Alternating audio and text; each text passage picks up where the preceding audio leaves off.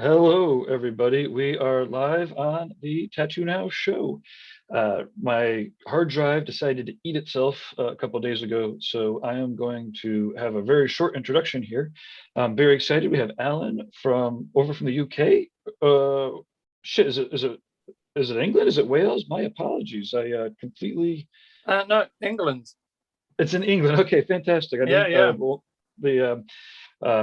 I am sure that everyone has their own distinct cultures and philosophies and all. Anyways, this is now just starting to go live out, and while it's doing so, it's a good time to let us know that it is working for you in the chat rooms, and maybe tag some of your tattoo artists or collector friends. It's going out on the Reinventing the Tattoo YouTube channel, and it looks like it is working perfectly here. I'm going to click like. Hey, somebody else already clicked like. And then there's the Facebooks, and as long as we don't show any pictures of naked people, sometimes we do figure drawing classes, and then all of a sudden there's nudity, and the Facebook doesn't like it. Get removed. We get removed. On the other hand, yeah. We are only here, at least from the TattooNOW's perspective, only to take from social media. I don't want to contribute to it in any way whatsoever. So if you're watching on Facebooks or the Instagrams or whatever, then please hop on over to the YouTube channels. And ultimately, if you go to the websites and get on the mailing lists and stuff, that's the best way to get a hold of us. So Alan, thank you so much for hopping on. It's alanaldred.com. How do you do you want to do it? Maybe how about this? I'm going to disappear into the background, and then I'll be like the voice asking the questions from the ether as, like I said, as my camera is off. But if you could just start off and then give us that really good tag that you watch a lot of other people probably perfect. If we get your name, the year you started tattooing, that way it becomes evergreen. Your website address, because it's never going to change, and then maybe some other ways that people can get a hold of you or whatever else might be great. And then give me a second to get out of here. And okay, take it away, Alan. Well, I'm Alan Aldred. Thinking back, I'm trying to do the maths. I think I started tattooing in 2008, so either 8 or 9. You can see my work on alanaldred.com. Instagram, Alan Aldred, and Facebook is the same, Alan Aldred. It's all pretty easy to find. Awesome. And so you are in the UK, and it's obviously been pretty crazy there for the last year or so, right? And I don't want to date the interview because we might use this forever, or we will be using this forever. But so what was it like coming out of the pandemic? And let us know. So your shop is open, and I'm sure there's precautions, but how's that treating you and your clients? Yeah, coming out of lockdowns has been very busy. So we're very lucky that we're a very booked up studio, Black Hope Tattoo in Colchester, and we had 4 to 6 month waiting lists before the pandemic. So coming out of the pandemics, we were closed twice in a period of a year. So we were closed, we could work for 3 months, I believe, and we were closed for another 4 months. So with all the rescheduling, now coming out of it, I think we're booked up some of this 8 to 9 months now, and that's 5-day weeks. Ooh, okay. 4 days. Yeah, a lot. Awesome. And now, so if somebody's seeking to get tattooed by you, are there ways to get on your list? Are there some tattoos that will make it in that wait period, and some others that just won't? Or how do you pick which clients you can do with the demand so high? The easiest way to get tattooed by me, I don't have a preference on ways of contacting. Obviously, through my website, there's a contact page, goes directly to my mailbox. I'm on my phone all the time, as everyone else is, so you'll get a pretty quick response. Message me on Instagram. Like I say, I'm always on my phone, so you'll get a reply either beginning of the day or end of the day. In terms of what work will get you in quicker, for fairness to everyone, it doesn't really work like that, but I will take on most types of work predominantly in color. I tend not to do too much black and gray. We have other guys I work with in the studio that specialize in that, so I'd probably direct you to them. because that's what we're into. Yeah, I can't think of many styles I won't take on. I do a lot of cover-ups, like large cover-ups, predominantly because I do heavy saturation color work, so that works really well. Generally, what won't get you booked in is more people's attitudes, how they approach communicating with someone, As long as you're nice and polite, chances are I'll get back to you and we can get you in the diary somewhere, Awesome. It is definitely one of those spaces where being nice will get you a long way. And it's just as important for the tattooers to be nice, as the client's going to remember the experience forever. Could you maybe speak a little bit to that experience? That it's a heavy responsibility to know that the person you're tattooing that day is going to remember forever. Maybe what attracted you to that kind of heavy kind of art? Oh, that's a good question. That's probably some deep psychoanalysis, really. Because we could do another softball if you want first. No, I'm just joking. We got to dive right in. Yeah, I'm a naturally anxious person. I get anxious about lots of things. Doing this, for example, is something I'm very anxious about. So, on a day-to-day basis, I don't really think about the long-term heavy responsibility that comes with tattooing. I just tend to go with a fairly simple policy of just try to make people happy. When we come to a shop, you're polite, you're welcoming, you're professional, you have a nice environment. And then from there, you also deliver a good quality tattoo. Because like you say, realistically, it's the overall experience people are going to remember. You could get a fantastic tattoo, but if a person is kind of standoffish or just not really comes across aloof or not bothered, then it's going to have a negative association for that person. So all of us at the studio, we try and be as welcoming as we can. We have fun, we have a laugh, but we're also professional because, you want to be welcoming, but it's a business. So, yeah.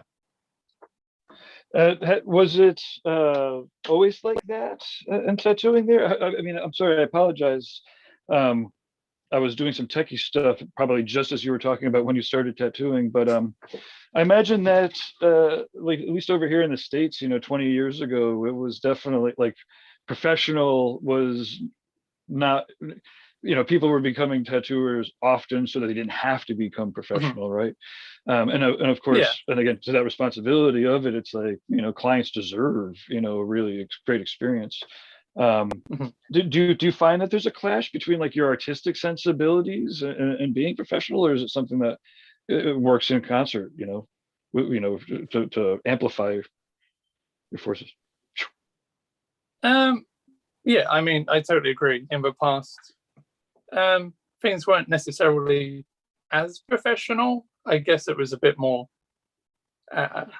not lax. That's maybe the wrong word, but it was more relaxed, let's say, but that didn't always make for the most welcoming environment to every member of society, perhaps. You weren't necessarily targeting being appealing to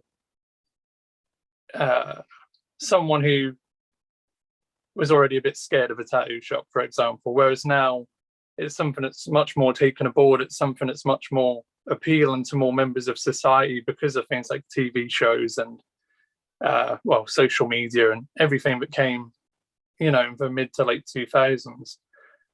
And you're gonna have to remind me what the last part of the question was. Oh, I don't know. Gone out of my head. Yeah. Well, that kind of just leads me to the so as it's getting more popular, right, and it becomes more acceptable, we want it. We're embracing. At least a lot of us are embracing the becoming more professional.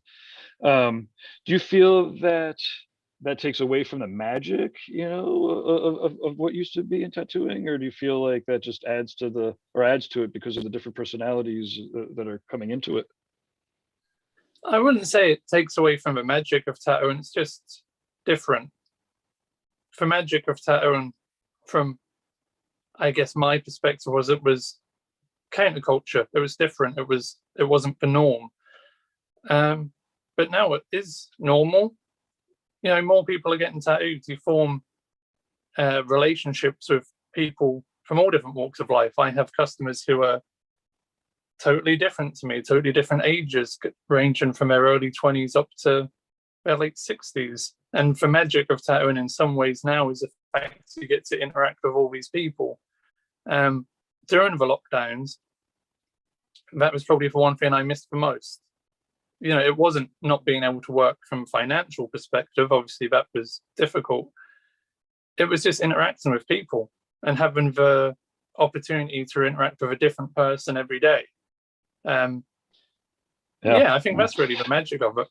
Now, were you always a people person? And as you can imagine, there's a fair amount of introverted type personalities, and I think that I imagine that we're both squarely in that camp. I know for me, like, if I could email everybody from my basement, that would be amazing. But like, that's just not the way the world works. I had to interact with people. And actually, tattooing helped me interact with people, because as they were talking to me about my visible tattoos, I realized if I was going to be an asshole to everybody that talked to me, then I'd be an asshole like a dozen times a day, and then that wasn't no good. So tattooing kind of made me realize I should become a better, more personable person. Anyways, so my question is this something that you came naturally to use? Is it something that you kind of had to learn, or?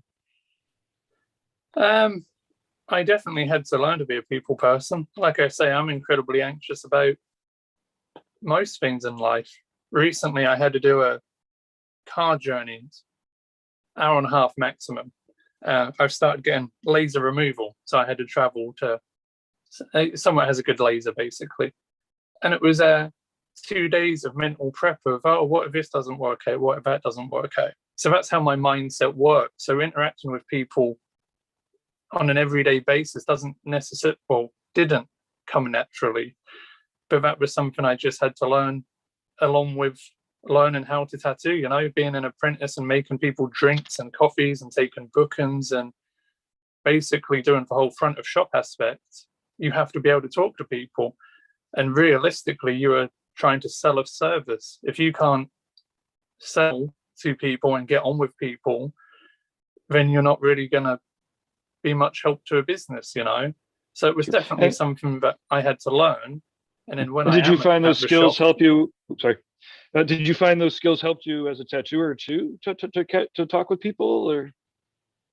Oh, 100%. Yeah. Because if the customer is already nervous, me being unable to talk to them or just not personable is only going to make that situation worse.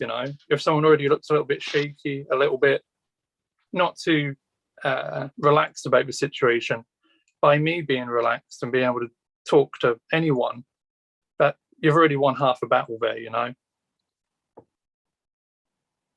Yeah, for sure. Now, are there well, I hate to say it, like, are there any tips or tricks, but is there any advice that you might be able to give clients to help prepare for their tattoos? Because for their experience to be the best that it could be. Just really all the stereotypical advice I'm sure everyone gives. Try and get a good night's sleep as much as you can, even if you are a little bit anxious and a little bit nervous about a session. Have a good breakfast. Get yourself fueled up for the day, even if it's only a 2-hour tattoo, an hour tattoo. If you're doing a long day session, it all helps. Email your artist or the studio beforehand. Check and just make sure it's okay, but you maybe bring some drinks or a snack.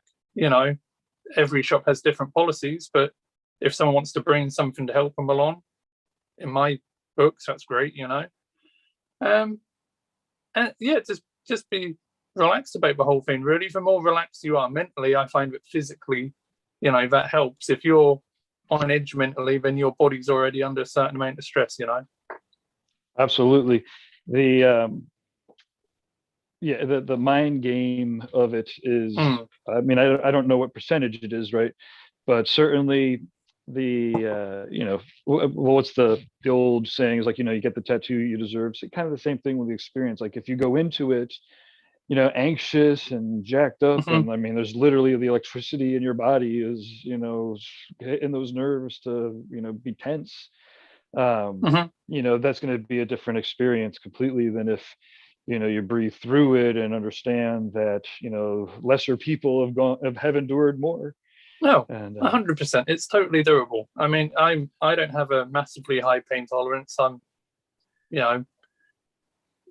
quite sensitive towards things like that, I guess, but I'm fairly well covered. I mean, if I can sit there and do it, then anyone can, really. It's just a case of relaxing into it, not constantly thinking, oh, that hurts. Distract yourself, have a conversation, talk about things. Some studios have TVs, watch what's on TV, just, anything to kind of settle yourself into what's going on. They're absolutely, it's a fun sometimes to see the different ways that tattooers will help their clients through the journey. So speaking of clients and their journeys, maybe could you talk a little bit about the typical experience for your clients? Are these tattoos multiple sessions? Are they 2 to 3 hours? Are they 6 to 12 hours? So generally, if I'm doing a color portrait, for example, and say it was hand size, because that's a universal measurement everyone uses, that could be 6 to 9 hours, depending on the amount of hair, the background, the detail, things like that. Sometimes quicker. It's dependent on people's skin, on how they sit, so many variables. I'm very fortunate nowadays that a lot of pieces I do, even if it does start as one piece, it normally evolves into a full lower leg or a full upper leg or a full sleeve. So now my customers generally book multiple sessions over a course of however many months. And we go from there, really. A lot of my customers start with a 1 session piece, so maybe even a half day, maybe 3 hours. And then a year down the line, you've finished the whole arm. Things just tend to progress naturally. And when someone's in for 1 session, again, it's the importance of being able to have a conversation. You talk about ideas. Oh, could this work? Would this work? Yeah, cool. We could do this, we could do that. And then before you know it, it's 5, 6, 7 sessions later. And they've got a whole arm done. And then you're talking about what's the next project, Nice. Very fun. Cool. So let's maybe shift gears a little bit. Do you want to tell us about your very first impression or memories of tattoos? Like when the first time you actually saw tattoos? Yeah. So the first tattoo I can remember seeing, my grandfather, he served in the forces in the 70s. And before he went on a tour to Africa, I think he was stationed in Portsmouth or Plymouth, one of the naval towns. And he also got very drunk, as you do. And he woke up one morning, and on the top of his arm, there's a scroll with fruit, apples, grapes, pears. It's a fairly unique piece, really. Fruit. And instead of flowers, fruit and foliage. Awesome. It's quite strange. And he was going to have my nan's name in the scroll, but she found out and banned him from ever having it filled in. So the scrolls forever stayed blank. Nice. And he just had the image. And I think that was the first piece I remember seeing. And then when I was a younger child, maybe 9 or 10, my dad actually got a tattoo done by local artists to our hometown.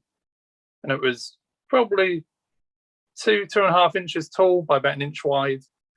And it was a skull with 2 tribal bands either side and some flames. So 2 very different pieces, but yeah, they're probably the earliest I remember seeing. It's funny. I'm trying to think if leaving that banner open. It almost feels like feng shui wise or energy wise, it's like, oh man, by that point she might actually want her name to be in that banner. Otherwise, it's an open banner. Well, yeah, but you on the other hand, to avoid the curse, maybe that's the way it works. Yeah. I mean, it was last year. It's their 55th wedding anniversary. Awesome. So they're still together. They're still going strong. So perfect. Yep. Now, did they? Were you there when your dad got the tattoo? Is that what you were saying? Like, were you there with him, or you were just there in the time period? No. So we had I think it was on a Saturday. It must have been a weekend, and we all went in town as a family. Me, my mom, my younger brother. And my dad just had to pop off somewhere. Well, that's what we were told. And it seemed quite strange because my dad, he never went into town. He works all week. Why would he go into the town centre, A couple of hours later, we go and meet him for a tattoo studio where he just got tattooed, and it was for epitome of kind of, how can I say it nicely, 1970s traditional blacked out windows, security gated door kind of studio. So we just met him when he left. Like, that was for magic. You know, you had no idea what happened in this shop because it wasn't open for public consumption. You know, it wasn't inviting. It was a tattoo shop that you couldn't see in. And yeah, my dad came out with it, and then we saw it when he took the dressings off at home. Nice. And then is that what inspired you to get into this? Were you always an artist, or was your family encouraging of art? Or let's hear a little bit about your early art experiences and how that transferred into tattooing. So I was always an artistic child. At school, I never played football or soccer, as you guys call it. I wasn't really into any sport, to be honest. I just enjoyed drawing pictures.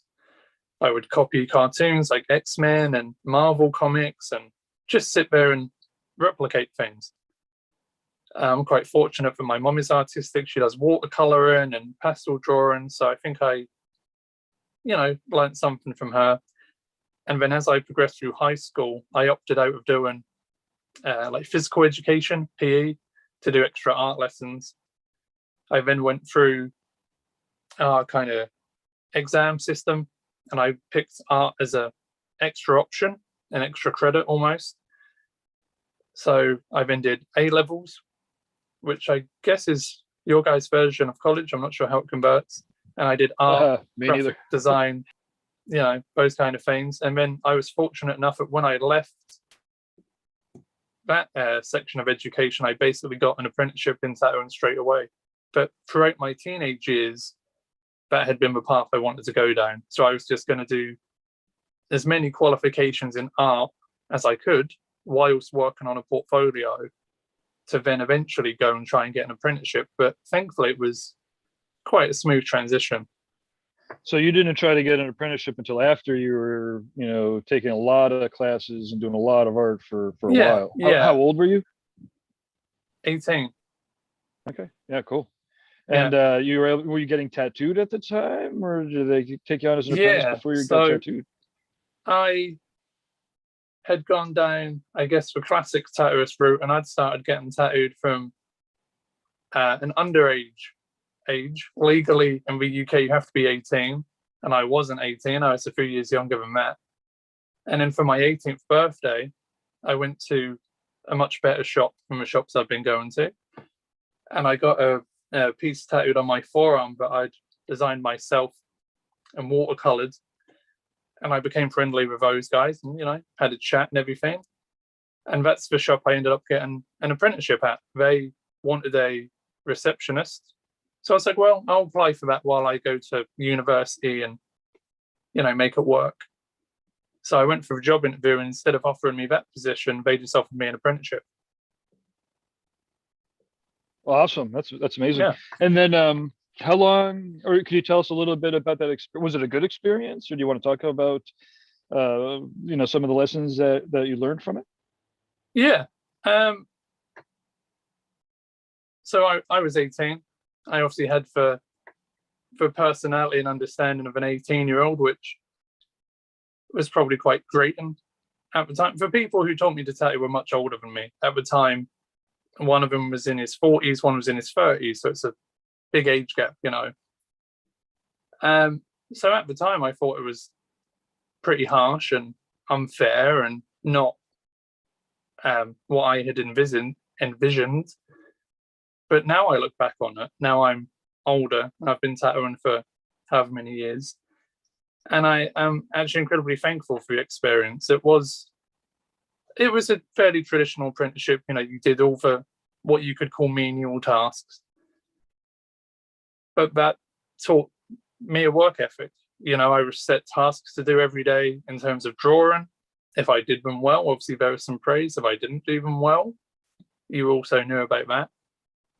Mm-hmm. But that taught me a work ethic, and that's still, I'd like to think, the work ethic that I have now in terms of these are the hours I work at the studio. but these are also the hours I work outside of the studio doing all my prep work on time. I'm always there for appointments on time. I don't run late. Like that doesn't happen. There 9 times out of 10, there aren't mistakes in the diary. If you're booked in a certain day and a certain time, I'm there early, I'm prepared, we're good, we'll get going. But I've only looked back on the apprenticeship in that positive mindset further down the line. So now I'm incredibly thankful for it. But at the time, it was hard in the moment. Yeah, no, is there like any way that you could, prepare somebody else who's learning those lessons, right? It's like, for me, I know that the lessons that I learned the hard way, people were trying to tell me before, as I was making them, right? So it's like almost, it's like almost like there's no way to like tell somebody how special they really have it. And yeah, you don't know how lucky you are until you're however many years down the line, you have many more responsibilities, and you look back maybe on that time period, you're like, oh, I had it okay, actually. I was pretty lucky, I think you just have to try not to take things too personally and to heart, as far as criticism is concerned. Obviously there's a borderline between constructive criticism and just unnecessary criticism, but yeah, I mean, I would say to anyone who's going to do an apprenticeship now, just go into it with an open mind. Don't go into it with any expectations. Don't put up walls in your own mind about what to expect. You need to go into it with open ears, with an open mind, and just take on board everything you can, really. For sure. And do you have any apprentices at the shop, or have you ever apprenticed anybody? Yeah. So when the studio opened, it was me and my 2 colleagues, Red Wright and Pinky Darlin, and we've all been tattooing a long time. And we opened up and we already had quite the waiting list, so we couldn't really fit new clients into a new studio. So it was a bit of a problem, really. So we were like, well, we might as well get an apprentice.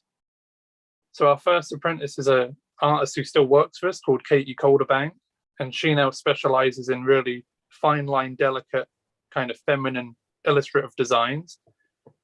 And she picked everything up really quickly. I think from her first getting to us to her actually doing her first tattoo on a customer was around a year. And then from that point, we've had 2 other apprentices who have, again, both picked up really quickly.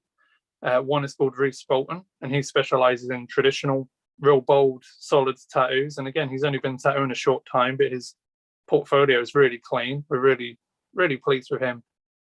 And our latest apprentice is a young girl called Ellie Danby, and she's 22, and she comes across as one of these people that picks things up like instantly. You can say something to her once and that's it, is in her head. It isn't that. She works incredibly hard on all her designs and her art, and learning the whole craft. And she's been with us under a year, maybe maximum of 6 or 7 months, and she just started tattooing customers 2 weeks ago. So now there's 6 of us in the studio, and we're full. There's no more room for us now, but we're all still very busy, So we're in a good place. Awesome, congratulations. And if there's one piece of advice that I should have definitely taken is make sure you like grow with the health of the business, not with the opportunity, because as the opportunity is going to far outweigh the demand, but you want to make sure that everyone from here on out is you want to don't lose it. Yeah. I mean, we wouldn't one, we can't take on anyone else, to be fair, but I believe even Ellie, who's only just started tattooing paying customers. I think when I last spoke to her, she was already booked up 3 weeks, almost a month. Awesome. So we've got a solid foundation to build on for all of us. Fantastic, awesome. And let's see. So the only other question, or not the only other question, but I think for today maybe do you do benefit shows or tattoo days? Was that something that Yeah. So before, what happens to the world happens, when we opened the studio, on a yearly basis, we did a charity day. So we would pick 3 local charities, normally animal charity, a homeless charity, and some kind of medical charities. One year it was cancer, another year it was another illness. And we open from 9, we close at 5, 6, and we just do as many tattoos as we can. So we have preset designs, which are very minimal charge, maybe 30 to 50 pounds. So they're very cheap, really. People pick designs. Which one do you want? Oh, that one. Kind of like an old school street shop style. And we just do as many as we can. And the first year we weren't sure if anyone would turn up. We promoted it, we did everything we could, but it was a gamble. And I got to the shop at 8 a.m. So it was an hour before we opened. And there must have been a queue of 40 people just waiting outside, knowing that the shop wasn't going to open for another hour. And awesome. It's England, it isn't good weather. It was September. And I think the first year we did, between 3 of us, 45 tattoos. We raised about £3,000, £4,000 for the charities. Awesome. And then, it's only got bigger each year. We weren't able to do it last year, unfortunately. But we have got a plan for next year. We've just got to see how it goes. But with the direction things are heading, we should be able to do it. And now there's more artists, we should be able to do far more tattoos, Awesome. Very fun. Well, when you do get those dates, definitely let us know, because we'd love to promote those throughout all the networks. Yeah, we'll share it out for sure. Awesome. Cool. Any last words or anything else that do you have any events coming up? I mean, it's a weird time to try to speaking of benefits, it is, we don't really want to get tons of people together, but do you have any? No. As far as upcoming events, what does the next couple of months have in store for you? And it might even if it's just hunkering down and doing all the tattoos, it's cool, of course. Yeah. So I'm at the studio, like I say, 5 days a week, tattooing away, working on all different kinds of fun projects. At the start of December, I'm doing a guest spot in the UK in a town called Somerset. I think that one is already fully booked. That's for a week. And I'm going there again March next year. And I think I have 2 days left on that one. But that's in a really cool old town in England, almost as old as where I work now. The houses are all weird angles, the streets are at an angle, nothing's square. And it's a really scenic part of the country. So that should be fun going down there. Other than that, I don't know really, because it depends on what happens with conventions as far as regulations and things like that over here. That's still a little bit unsure. Some have happened, but who knows. It's the same here. There's some shows that have happened and other shows that haven't. It's it's a strange time for sure, but awesome. Well, hey, thanks again for taking the time, and I'm excited to edit this, because this came out great. I think if I get in there and tighten it up a little bit and add some pretty pictures. Do you have any videos of your tattoos? So that is one thing that we did upgrade TattooNOW with. When you're updating your tattoo pictures, you can now attach a video to them. Oh, cool. Yeah, I have some saved on my phone, and I did dip my toe into the world of TikTok, and let's just say that's an experience. So I'll definitely upload some of those as well, for sure, because that definitely helps with showing off full sleeves and all the angles instead of having to use like a combined image. Oh, that, and I mean, even just smaller tattoos to see how they sit in the body, and it's cool. And I think if you save the TikTok videos to your hard drive, then you can just upload those. I know that there's the Google Shorts where or sorry, not Google Shorts, YouTube Shorts. And then they're it's YouTube's trying to compete with the TikTok kind of stream. But on the other hand, if you already have the cool videos of the tattoos, you might as well put them up on the YouTube studio. And YouTube's a search engine. So as far as we're concerned, the more you put up to the YouTube with links to the website and the right keywords, the more, people find them. Because, if somebody's going to YouTube and searching on their phone for, whatever, Star Wars tattoo or horror tattoo or Halloween tattoo in this case, if there's a shorts up there that are like, with those descriptive words in it, then those are the ones that show up. Yeah, that makes sense. Awesome. Well, cool, man. Well, thanks again. And no worries.